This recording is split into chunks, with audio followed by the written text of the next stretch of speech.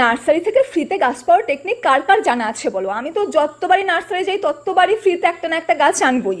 চলো তাহলে তোমাদের গাছ শেয়ার করি। প্রথমে তো কাকুকে বলে সমস্ত গাছ চুজ করে নেবে যেসব গাছ তোমরা নিতে এসছো, ব্যাস তারপরে অ্যাপ্লাই করবে ফার্স্ট ট্রিকটা। প্রথমে একটা কিউট সা ফেস বানিয়ে কাকুকে বলবে, প্লিজ কাকু একটা গাছ ফ্রিতে গিফট করো না, এই যে এতগুলো গাছ নিলাম দেখো এত টাকার বিল হলো, একটা গাছ তো গিফট করতেই পারো বলো। ব্যাস এই শুনে কাকু তো ভাববে, আহারে ছেলেটা বা মেয়েটাকে 30-40 টাকার একটা গাছ তো দিয়েই দেওয়া যায়। ফার্স্ট মিশন সাকসেসফুল তোমাদের। তারপরে আসলো সেকেন্ড ট্রিক। যখন তোমরা পুরো নার্সারিটা এদিক ওদিক ঘুরে দেখবে, চারিদিকে কিন্তু খেয়াল রাখবে কোথায় কোন গাছ হয়ে আছে।